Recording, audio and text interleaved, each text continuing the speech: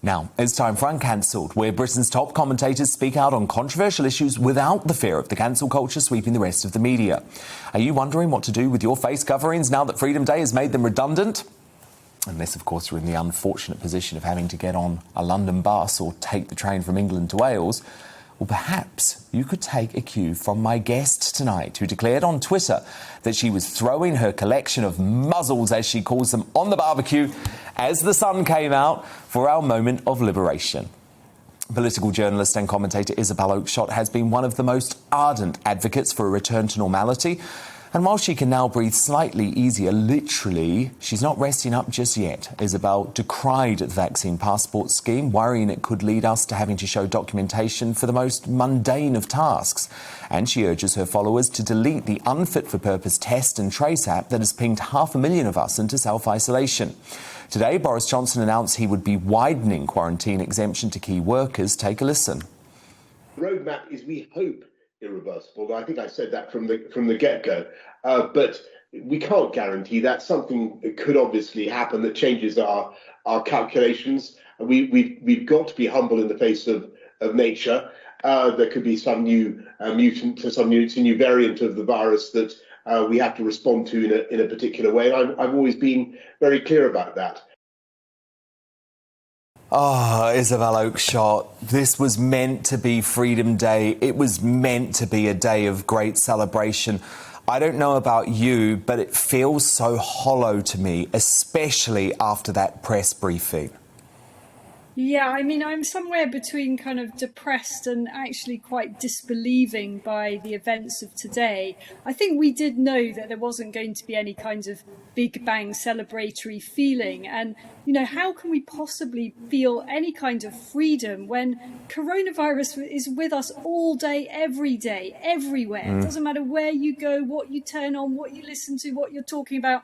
It's all coronavirus. We're not going to be free until at the very least we stop hearing this relentless barrage of boring information about the number of so-called infection rates and the number of people self-isolating and the number of hospitalizations. All of this information would be useful and important if it was given with some kind of context, but it rarely is. It's only designed to make us feel more frightened and worried about the future and to coerce more people into having the vaccine. And, you know, to choose so-called Freedom Day as the day to announce that in return for the privilege of going to nightclubs and other crowded venues, young people must have the vaccination, I thought was somewhere beyond parody. It would be beyond parody if it wasn't so incredibly sinister. Indeed, I think it's almost like cruel and unusual mental torture, is it not? And really, this is not a government that wants us to feel free, Isabel. They absolutely don't want us to feel free. I mean, everything that they're doing is designed to perpetuate fear. I mean, we've talked ad nauseum about the merits or otherwise of masks, and anyone who's spent any time actually looking at the evidence for this, as you've already been discussing on the programme, will know that anything that isn't really a medical grade mask is as good as useless, but it's designed as a symbol to make us feel that there is a terrible thing to be afraid of out there, and to just kind of perpetuate this endless cycle of sort of civil obedience. This is what they want from us. And, you know, that's why I actually think it's so important that people cast off their masks, because while we still have these things that are so dehumanizing, no one's ever going to feel anything like Freedom Day. And you burnt yours on the barbecue today, Isabel. I love it. I don't think I really had to put them on the barbecue. It was so roasting hot. I had to put them out on the table in the garden. They were soon dried to a crisp. Indeed. But then perhaps a more serious example of civil disobedience, and a couple of these have been suggested. I was speaking on the show last night, Kirsty Allsop, suggesting that the way to get around these ridiculous new quarantine rules from France, you know, this Amber Plus lift, which the government seems to just invent, was just for anyone returning from France to just say, nah, not going to do it. And you feel folks should actually be deleting the Test and Trace app? Well, I don't think there's a legal requirement to have the app. I'm a little bit, I find it quite confusing, as I'm sure many do, about all the multiple apps that there are. But I would suggest that it's now people's patriotic duty to get rid of this app. I mean, it is causing so much chaos up and down the country. Every day it gets worse. I don't think there's anyone who doesn't know somebody who's having to self-isolate. These are literally hundreds of thousands of perfectly healthy people. What kind of utterly sick and weird public experiment is this, where we lock up perfectly healthy people for long periods of time where they can't be productive or do any of the things that make life a pleasure for no reason whatsoever? It's insane, this stuff.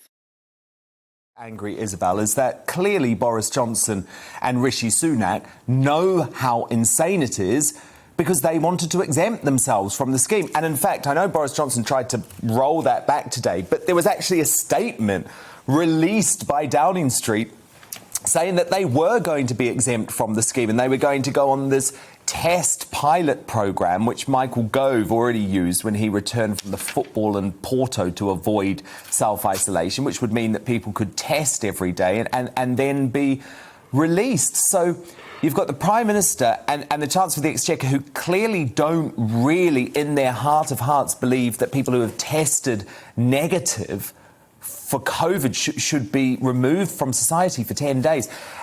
And Isabel, the thing is, this isolation, it's brutal. I mean, you're literally not allowed to step foot outside your house at all for 10 days. And you are liable to be visited by the police or by contractors working for the government to check if you're in your house. I mean, you know, cast back 18 months and the idea that this would happen would have been beyond belief to most of us. But slowly but surely, the government has chipped away at our normal feelings of how a reasonable society would operate. And this sort of stuff has become quite horrifically normalised. And, you know, it cannot go on like this. And people rarely talk so much about the impact on children, but really, that is an incredibly serious thing, the stop-start education. And, you know, when children are instructed yet again to self-isolate because somebody in their class may have got a sniffle,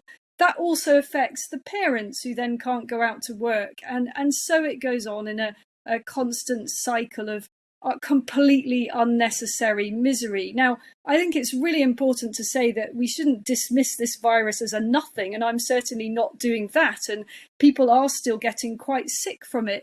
But at the end of the day, the vaccines, fortunately, are working. They're breaking the cycle between infection and hospitalisation and death. And whilst we're being scared with figures of rising numbers of hospitalisations, those figures are very, very opaque. We're not being told how many people have actually gone into hospital because they have coronavirus, or how many people are in hospital with it. They might be there for another condition and happen to have tested positive. And, you know, our listeners will know people who have tested positive quite mystifyingly and aren't ill at all. So we need far more data to make sense of some of these apparently frightening figures. Welcome to the GB News YouTube channel. You can watch us live 24 hours a day, catch up on your favourite shows and join in the conversation in the comments below. Don't forget to subscribe and you'll never miss any of our exclusive content.